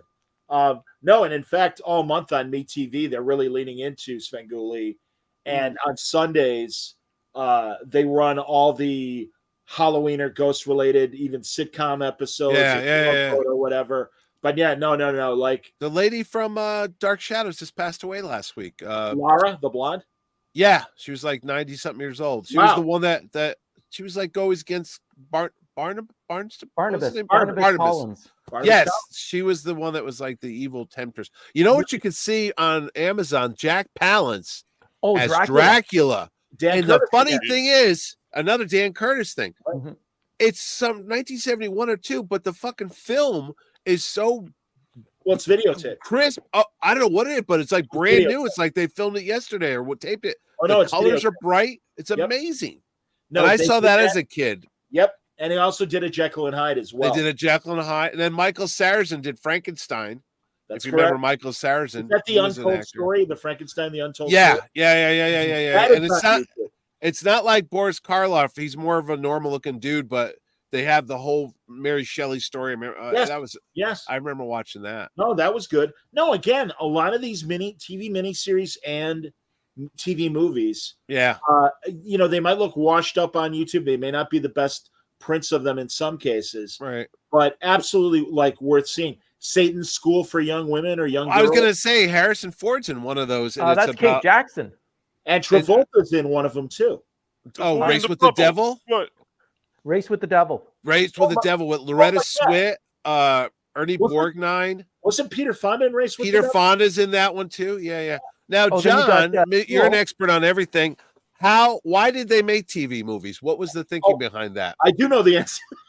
No, because when you started talking, I go, there was no HBO, there was no Showtime yet, and we had network TV. So where else were people going to go? I mean, Leonard, the well, movies weren't that big at that point, were well, they? the made-for-TV movies started, I believe, in the mid-'60s. But the movie of the week that ABC did, Leonard Goldstein, who was like the programmer, the head programmer Okay. at ABC, they cut a deal with Universal for essentially every week, you know, they would produce a 90-minute movie or something that would fit in a 90-minute thing. And it ran the gamut from comedy to supernatural, to Sci-fi, drama, yeah. lots of science fiction. And yeah, so they just, and it was a massive hit. And like you know, the couple of your examples, like the two Night Stalker movies, Yeah, ABC. movies of the week, the original $6 Million Man movies Yep. prior to the series, those were movies of the week. Duel, Yeah. with Dennis Weaver and everything. Yeah, but they pulled huge numbers, and the Night Stalker got like a 60% of the country watched. Usually there was nothing else on. Right? Well, they were on the Tuesdays series and were Wednesdays. on. Yeah, the series were on summer hiatus and stuff like that. So they were year round, but also TV they were movies, during the fall season. But they were on like middle of the week nights, Tuesdays and Wednesdays. And no, and again, they were made for TV, so they were cheaply made. They weren't expensive movies, and they didn't have big actors. They had like Darren McGavin. And you know, Universal had Mitch, but no, go ahead. They had the big back lot. They had the big costume department. They had all of the when they used footage from previous, you know, like Tower and Inferno and all that stuff. But yes, but they would use. I mean, God, how many sci-fi movies from the 80s would use footage from Battlestar Galactica? Yeah, I saw that. Universal. Yeah. You know, so you know, you get the Cylon attack or whatever. God, there's a really good one with it's terrible with Red Brown and I believe his wife and Cameron Mitchell. And I can't remember, it's Space Force. Oh, okay. But it uses totally all the Cylon stuff. Their main ship is the Galactica. They just don't show the nameplate that says Galactica. Very, very funny. No, then, but Love Boat started off as a TV movie, and then it went into a show. Fantasy Island, all those shows. I don't know about Charlie's Angels, but I think weren't they like just backdoor pilots? Like, right, exactly. Look, everybody watched it because there's like 3 different Love Boat movies, and then they finally did the show. Because it's easier and cheaper to produce a 2-hour movie, and on then TV. If it's on TV, and then if it's if it hits ratings wise, they could spin it off into a series. Right. So is that basically what Netflix and all these things are almost doing now? These little made for Netflix movies and all that, and they're like, we're in a new age of TV movies and we don't even know it. Yeah, I think it's a different business model. The one interesting thing that I keep bringing up to my friends in the TV and movie business is that the mid-budget movie that always succeeded so well in theaters now is a movie on streaming and stuff. In fact, mentioning William Friedkin, his last movie was an adaptation of the Caine Mutiny. It's more the play than it is the Humphrey Bogart movie. There's no battle scenes. They actually moved it to modern day, and it's kind of a Middle East conflict where Captain Queeg kind of loses it and stuff. But it was fantastic. I mean, I'm a sucker for a good courtroom drama. And the guy who plays Jerry West on the HBO Lakers show, British actor Jason something, not Isaacs, but he plays the defense attorney that Jose Ferrer played in the original movie. There's a kid playing the Van Johnson role, and I don't know who it is. And Kiefer Sutherland plays Captain Queeg. The first viewing, I'm like, he was okay. I watched it again, and now I see the subtleties that he was doing, and I give him a lot of credit because who could follow Humphrey Bogart? It's one. No, but I'm thinking actually now they're still out there, but they're on like Lifetime. They're on Hallmark Channel. Those are basically the old TV movies kind of thing, aren't they? Well, certainly the romance movies. Certainly and our good friend John Wesley Shipp, he's on Hallmark, which is great. No, and again, and that's smart because they found their niche audience that loved these actors in the 80s and 90s and still love them now and the early 2000s, and 20, 30 years later, now they're good-looking senior citizens, and it's like, oh, I want to see John Wesley Shipp fall in love. Okay. I want to see Jack Wagner from Melrose Place and General Hospital fall in love. And it's like, all right, whatever, good for you. But it's interesting.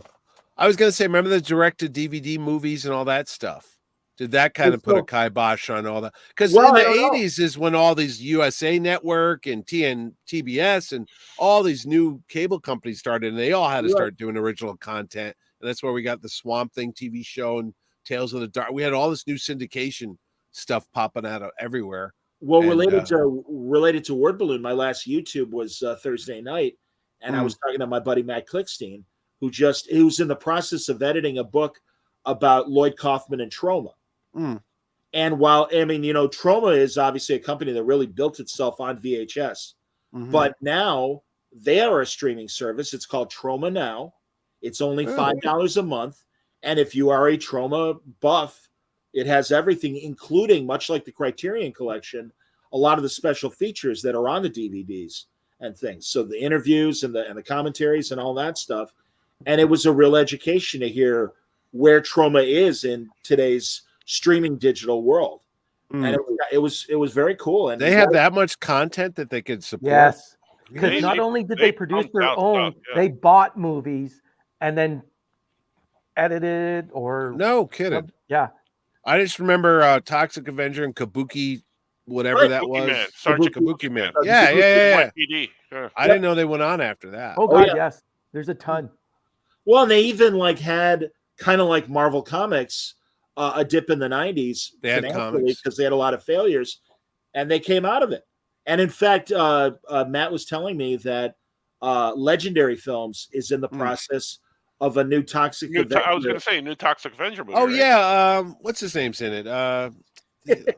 Peter Dinklage. Peter Dinklage. That's it. Yeah. Isn't it out already? I believe it's in festivals. I don't know if it's had the major release. It might have. I don't pay attention to horror. This is perfect. I'm going to be receiving shortly the Toxic Avenger Collection 8-disc talk set. God. That's 4K. Okay. Oh yeah. First off, why would you want 4K of a movie that they filmed with I don't know what Kodak film they got out of Canada? Doesn't matter. It's going to look good. The grain is going to look fantastic. Does it include the animated series? It was 0K. It's just only the movies. Okay. Good God. It's Special K, everybody. Special K, yeah. So that's heading to my collection shortly. I hope that was Canadian money. Very nice. Yeah, it was Canadian money. All right. But no, it's just crazy. They've released 3 episodes of season 2 of Quantum Leap. I'm halfway through the 2nd episode, but I appreciate where the premise is in season 2. And I think consistently it's still giving us exactly what we want from a Quantum Leap show in the best way. The story of the week is strong enough. The actors are great. And I think it's I like where it's going. I watched the first episode. I tried watching the 2nd episode and I got bored with the story.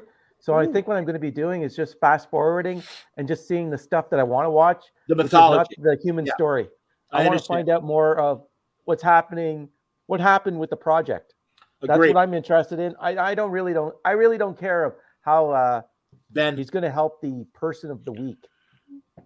I think not when I have the Toxic Avenger coming shortly. Yeah. Put that on loop. I think we lost it somewhere where the last episode I saw was episode 16. For some reason, I missed the last 2 or 3 episodes of the last season, so I just watched them the week before last. Okay. So I'm caught up with season 1, which I thought I was caught up on, but apparently I wasn't. So I'm gonna watch the rest this week. Yeah, it's good. I like it, man. I'll tell you, I don't hate it, but I am a little bored with Loki. Oh, really? Already? It's only on the 3rd episode. Well, you know what? I finally figured out the Disney Plus formula. Well, because I was telling somebody the other day, nothing really ever happens. And they're just doing this to keep people subscribing because there's no major thing. In the Ahsoka was my nephew caught it because he watched Ahsoka and I go, oh, that was pretty good. And he goes, not really. I go, what do you mean? He goes, nothing major happened to the Star Wars story because it's these characters. He goes, dude, they were just, that's been 8 hours. That's been my complaint about this stuff all the time is because there's so much in that area of Star Wars with those characters that if they do anything, like how do you make an Ahsoka series when she wasn't even mentioned at all in the first 3 movies or in the Clone Wars at all, and then the second set of movies, like, never talked about, and now that you're sandwiching this character in, which the cartoons did a pretty good job of, but now with this movie, you're like, what? Where's this person been the whole time? She's the Michael Burnham of Star Wars. I wouldn't go that far. No one ever heard of her. I like the series, but like, that's always my complaint. Why don't you move past this and tell us the stories that happened afterwards, or go way back in the beginning and tell us stories of how this all came about? Like I just don't understand this. Like Star Trek, when I said, why don't they just do another 80 years after Voyager and just pick up not 1,000 years and eating poop, and the Federation fell apart? None of that. I was going to say, is it sandwiched, Franco, or sandwiched? Sandwiched. Thank you. It's hoagied. But also, it's a galaxy far, far away. A galaxy. Big place. I know. They went to another galaxy. Well, and Dark Horse was able to do that for the 20 years they had the license in the comics. They did Tales of the Jedi. Fantastic stories. Tales of the Old Republic. I read all that stuff. Yeah. A lot of what John Ostrander wrote for him. And John Ostrander, Jan Turismo did the art. Beautiful stuff. Yeah. Right. Great team. Don't know. But I heard they were going to do that at one point. I heard Disney was going to. They even announced it.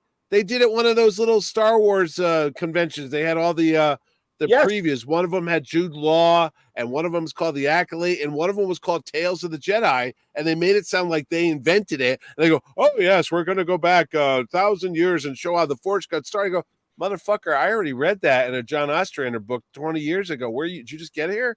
But you know that all isn't considered canon. That's I know, but they pick and choose what they want. Well, sure. So, hey, that's fine. Take the best ideas. You don't have to take everything. And I wish Star Trek would do the same goddamn thing. I mean, thank God again for the IDW comics. They're killing it. They are killing it. Ahsoka, I was told it's going to wrap up in a Dave Filoni Star Wars movie where you're going to have the Mandalorian, Boba Fett, Ahsoka, and they're all going to come together to fight General Thrawn. I guess Luke Skywalker's busy doing his taxes. He's not going to be on. That's what I've been told what's going to happen. I did go to the IDW Star Trek panel in New York, and I was surprised how young the editor is. Heather? Yeah. She looks awesome. Really young. But I loved some of the covers. Those Halloween covers are hilarious. Yeah. I just got number 3. Where is it? Yeah, Riker turning into a werewolf. J.K. Woodward, buddy. Yeah. And Andy Price did the Creature of the Black Lagoon type of that's Worf in the story. Yeah. He also did Worf with Alexander, but Alexander's coming back with a bad report card. Is he a little kid? Yeah, he's a little kid. Okay, in Day of Blood, adult Alexander is, forgive me, slight spoiler, the Kahless clone is the big bad in the Day of Blood miniseries, and Alexander is following Kahless too, and obviously Worf has a issue. Doesn't sit well with Worf. No. Well, again, I mean, that is one of the best next gen episodes where Worf goes to the Klingon world where they pray to Kahless, and his whole question of faith and crisis of faith, and that was excellent, and his solution. Again, that's why it's like you gotta fucking love Michael Dorn and Worf, because even in Picard 3, it's like this guy is the voice. He's become the voice of reason, which is pretty awesome. That he went from being "let us kill everyone" to now maybe not today. Well, he was a pacifist in the last card. He was like the I didn't buy that on Blu-ray. I saw it at the store. I was going to buy it. Now I'm thinking maybe I should. I'll wait for the price to go down. Worf's trajectory is very much like Leonard Nimoy's Spock's, where suddenly he sees the other part of what he was raised as, and he sees the value of it. Right. And it's like, all right, I can make this work. I can make the two existences of my world. I can combine these, unlike George Costanza on Seinfeld. Worlds colliding, Jerry. He's but the no, elder statesman of the Federation. Yes. Well, and a truly great bridge between the Klingon Empire and the Federation, and then is willing to put his nuts on the table and be like, all right, if I got to sacrifice something, I'm willing to do it for the greater good. And it's like, that's beautiful. By the way, I met another Trek Watch fan. He's probably listening. Oh, nice. To this. He was right by Franco's booth, and he came up. He's like, "You're Mitch." I said, "Yeah." He's like, I can tell by your voice. I go, why? Because you're always swearing. I go, hey.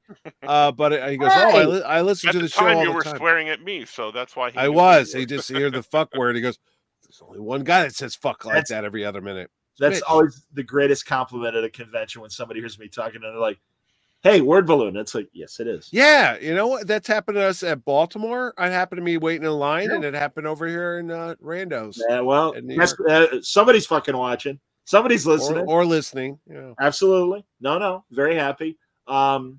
We can wrap, guys. I'm trying to think of any other. Oh, I haven't watched. I know Disney is showing now the original Werewolf by Night, but now it's in color. I saw it in color. Yeah. Oh, the show. It actually was better in black and white. That was my assumption. Horror is always better in black and white. It's interesting to see, but I liked it better yeah, it's a cute little novelty. It still has the artifacts, the that were in the black and white. Yeah. With the burnt frames or two. Yeah. So it has the artifacts of like a grindhouse movie. Yeah. But it was a muted colors. Right. It looked like something from like the 60s. Yeah, no, it looked like a hammer. It wasn't just regular color. They had almost like a gauzy filter on it or something. Mm-hmm. Yeah. But it was interesting seeing the man thing in color. It was. That popped more. His eyes were all red and they did that. And then when he caught people on fire. When he did. There was like a blue-white flame. That was actually really cool. I'm never going to watch all this stuff. It's just not happening. Did you guys ever watch on IFC? Retire. Did you ever watch on IFC Dana Gould's show Stan versus Evil?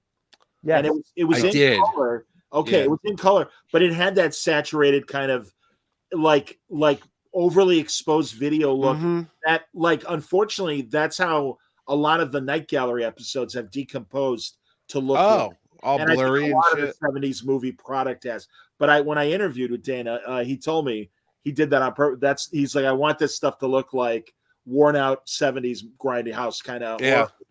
So I got it, and I understand, and I assume that's what they were doing with the color version of Werewolf by Night. But also, by the way, Mitch, I'm glad you've got your great Halloween movies to see. I always come up with my old time radio great things to listen to, and even without even trying, Peter Nori made a show called Mystery in the Air and did a show called The Horla. That's amazing.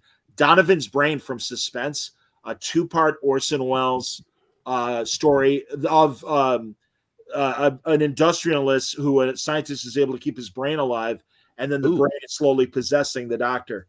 And unbelievable 2-part suspense. Orson Welles is incredible in it. Sorry, Wrong Number, which of course was made into a movie, but the original radio version with Agnes Moorehead, the Endora from Bewitched. She's one of the great radio actresses, and she's incredible in it. What else? Lights Out. Pretty much any episode of Lights Out. Lights Out was a hardcore horror show by a Chicagoan, Arch Obler.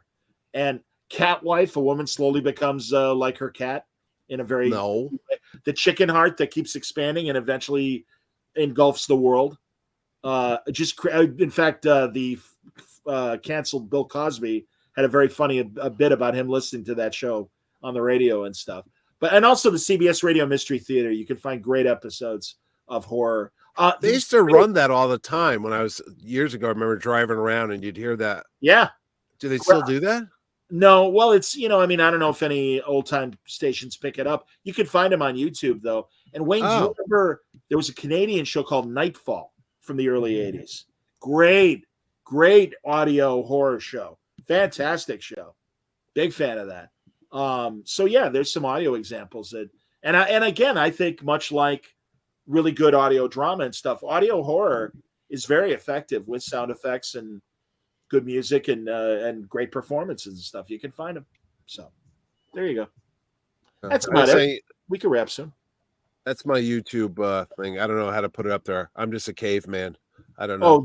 Did you put it in a private chat? That's the link to my Halloween show. I'll put it. Hey, I did watch a documentary on Amazon about the making of Star Wars. It's from, maybe it's a Canadian company or English company. It was called Icons. It's a 6-part history. It's from 2022. It's last year. So the first 2 episodes are the making of Star Wars. The next one's the making of Empire Strikes Back. Then it goes into Return of the Jedi. Then it goes into Lucas selling everything off, then the prequels and all that stuff.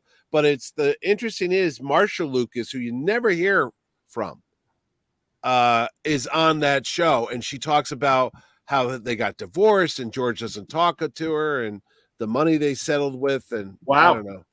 It's interesting to hear her point of view of the story. So the Icons also did at least 6, if not 8 episodes on Marvel. Oh, they did? And everything from the 90s and the near bankruptcy and Avi Arad running the show to Iron Man and the success of the Marvel Cinematic Universe. But they, Mark Miller is in there talking about the creation of the Ultimates and how that was part of the Avengers and everything. So that's called Icons as well, but yes, Marvel Icons, maybe. Yes, well, it's called Icons, but then Marvel. Where did you see this? Because this was on Vice. Amazon. Well, it was because Vice Network is Viceland is showing it. I don't think I have that thing. Okay, is that free? That's cable. That's on cable. Oh wow! Cable. But they might have a deal with whatchamacallit. I'm sorry, Mitch. I'm trying to post your. No, I'm just trying to think what other stuff was on. Icons Unearthed. There you go.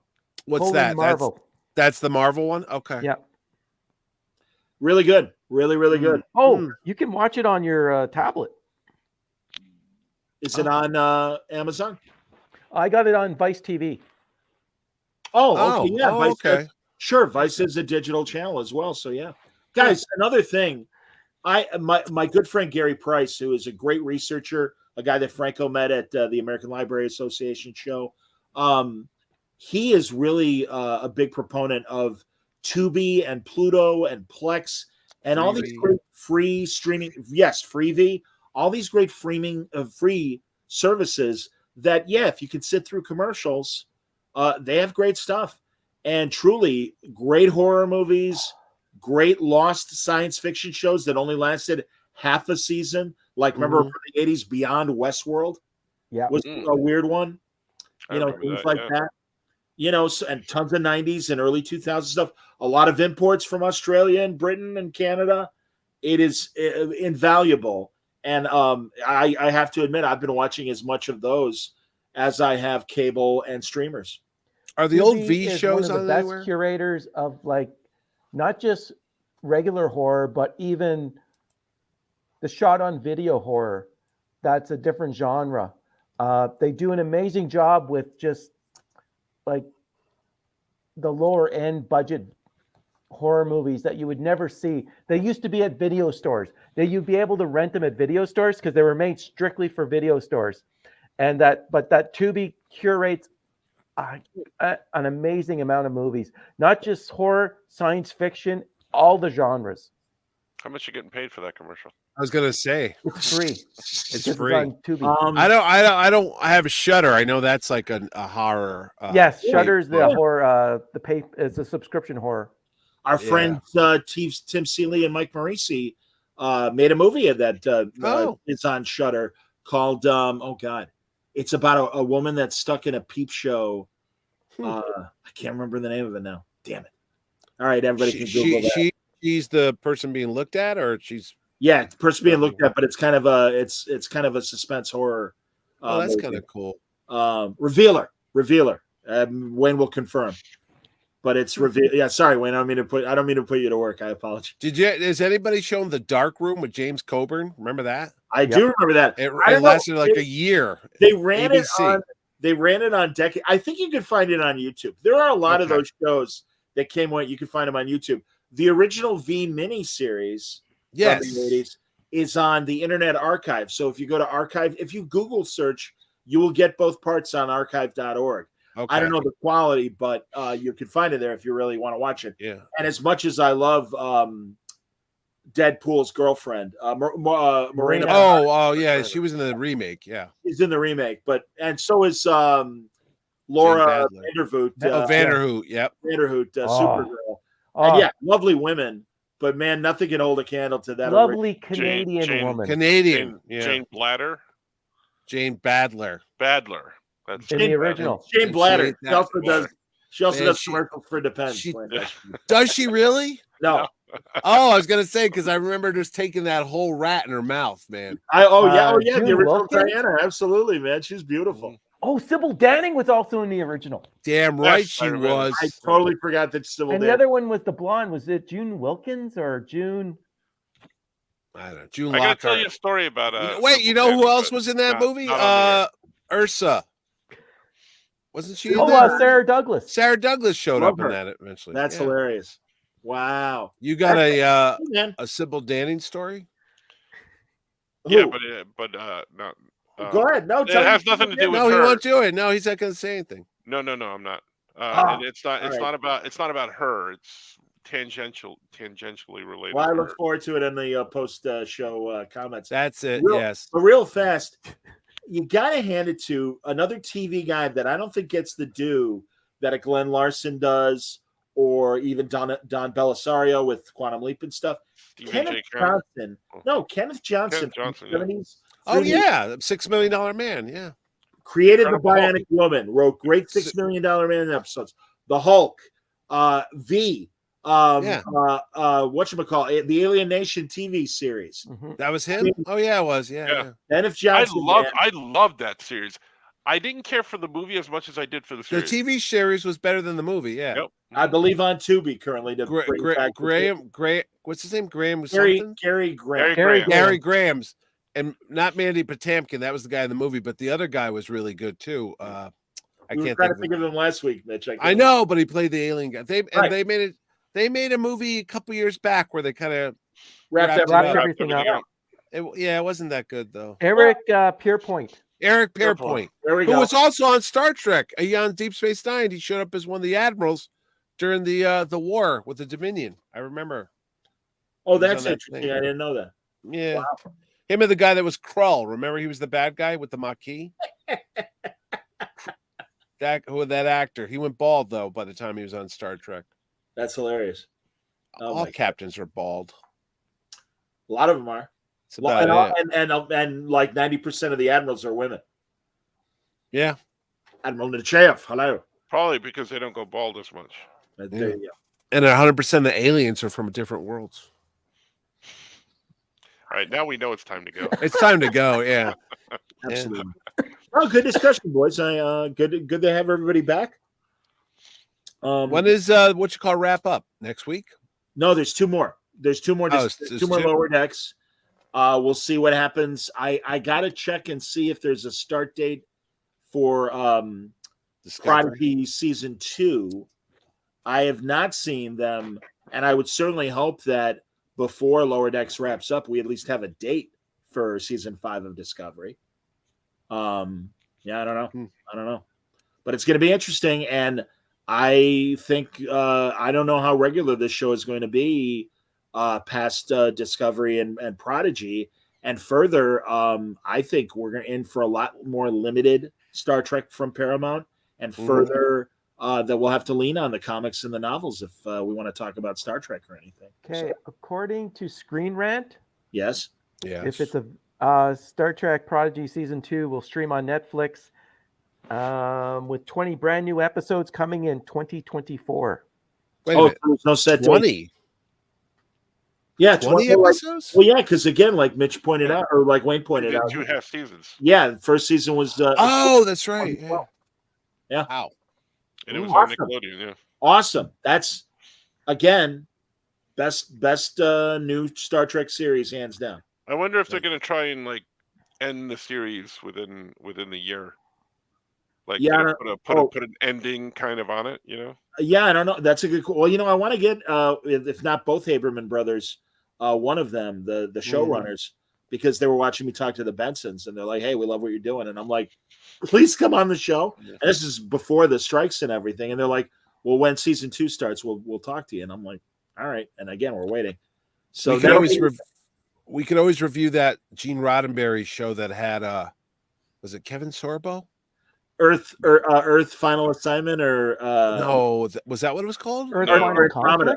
Conflict? Andromeda. Andromeda. Yeah, I never watched that once. Not Yeah, once. and I guess technically, although now we've got Discovery 1,000 years in the future, it was Yeah. 500 years after. They never called it the Federation. Oh, really? You could make that assumption about Commonwealth. Yeah. Oh, it tied in somehow. No. It just the same No. concepts. Yeah. Like even the Gorn in Strange New Worlds. Yeah. How they reproduce was how like the Magog reproduce in Andromeda. There's okay. elements that they pulled from Andromeda into Strange New Worlds. Was it any decent watchable show or not really? No, not my opinion. No, I watched all 5 seasons. It 5 started off seasons. good. Yeah, it was on 5 seasons. yes. Holy shit! The last season it was in syndication, though. Right, yeah, it was during the height of the. I know, but still, it's like those shows you find out. Okay. You go, wait, that's still on? What happened? The last season sort of goes in a really different direction than the previous 4, so it's okay. Okay, there's I'll take your word for it. There's a Michael Pare show. Oh, Star Hunter. What? Star Hunter across the Forbidden Zone. I'm begging you. No, that was not. That was in 3D with Molly Ringwald. And it was no. Also a TV show. I saw the fucking movie. Yeah. Oh, wait a minute. Is the series an extension of the movie? Yes, it is. I had no idea. Oh my God, Wayne. I'm begging you to get help. Star Hunter. Yeah, with Michael Why Pare. would you watch that? The movie was did. horrible. He's got the 6K DVD on order. It's coming next week. He's got all 5 seasons of Andromeda. Or Straczynski's kid show that he made before Babylon 5 that is a sci-fi kind of mecha show in some way. I'm just curious. I'm not saying these are, although supposedly the writing on that show is really good. The Straczynski show, Captain Power? No. Oh no, that only had shut up, Wayne. Because it ended really in a dark place. That I wish they had the second season. It was a kid show. No, it is a dark and stormy dangerous show. Captain Powers. Yes. How it ends, it ends on a really bad cliffhanger where. No, you gotta watch it. I have it if you want to watch it. Oh, I know you have it. It's on DVD. So I know if you have a DVD player. But Jason, the Star Command. We're gonna start reviewing that too. That's not as dark. That sucked. Okay, Scotty was on that show, the second season. Jimmy Doohan. Yeah. All right, wait a minute. God, he did Real Ghostbusters. Yeah, JMS. JMS was one of the main writers of the Real Ghostbusters. The cartoon one? Yep. Holy crap! Really? I didn't. Oh yeah. Oh no, and really great. Wow. Was it all right? Am I thinking of Jason the Wheeled Warriors? Dude, there was actually a cartoon version of Starship Troopers. I watched that. I remember that. Yes. It was when CGI started, like when computer graphics were just starting out. You're like, what the fuck is the colonial? Was the Marines? Was it the Colonial Marine? No, that's aliens. Oh no. Starship Troopers was about like a grunt unit or something. Yeah. Yeah. Oh, if you're gonna Space Above and Beyond. I know that. What was that? That was the Fox. That's right. Yep. That again. It's like Starship Troopers. Who was in that?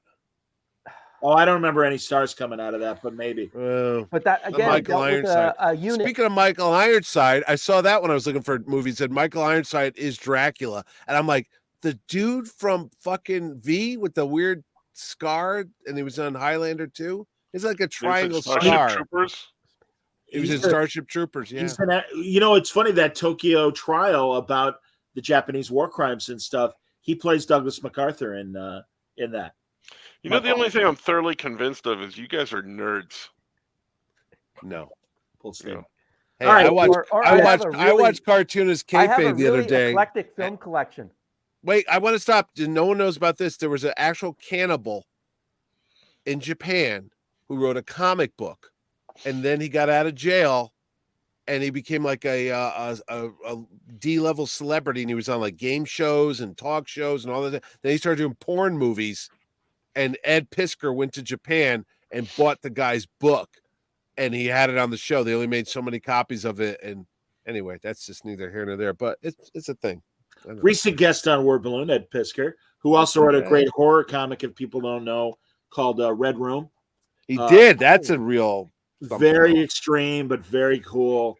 And no, I have a lot of respect for Ed. That's cool. All right, we can wrap. That's it. No, we can't. Wayne's looking for something. He's all crazy. Were you looking for something, Wayne? We'll get it on the next show. I'm good. We'll get on the next show. Look at the hair on Riker on my action figure. Look at that. Look at that. That looks like Wesley's hair. That was a photo. I'm very impressed. No, really? I thought it looks too young. I don't know. He signed it to my best pal there. Look at that, Mitchie. He's a good man. We're like this, Jonathan Frakes. I'm jealous. Sure. Like I said, I just didn't want to go. I didn't want to go Kathy Bates on him, so I kind of held back at Terrificon when I saw him. So. Yeah, that would have been awkward. Can I be a best friend? Is that possible? I still love that picture of all of us with Paul Kupperberg because Kupperberg just ran. I was like, hey, guys, real quick, you want a picture with Jonathan Frakes? And I was talking to you and Franco and Wayne. We couldn't find Wayne. And then Paul Kupperberg's in the photo. I'm like, what the fuck's Paul doing here? And he's not even a Star Trek fan. No, se. he's just standing for Wayne. He was just standing there getting a coffee and he just like, I'll go. And he ran with us. Although Paul did write, I believe, one of the Star Trek novels for DC, and also Michael Jan Friedman actually. That's right. Messaged. I'm going to see him in a couple of weeks at he was at in Long Island. Well, he messaged me today, and he wants to come back on Word Balloon, and he was at one of my shows. I want to get him, Paul, and Robert Greenberg, and we can talk Star Trek novels. I just picked up a complete run of Vigilante that Paul wrote. One of my favorite shopping while we're on the air again, Wayne. Exactly. No. One of my favorite things that Paul ever wrote was What's the married couple that wrote a lot of Star Trek? Reeves? The Reeves. Judith and Gar Reeves Stevens. That's it. Yes. Are they still with us? They wrote I think so. They wrote the Shatner verse. Yes. The Return. Yeah. Both Generations, all those novels with Shatner. Yeah. All right. There you go. That's it. Right. Got nothing. We could be done. Thank you, everybody. I think we were done an hour ago. Listening, indeed. Until next time, live long and prosper.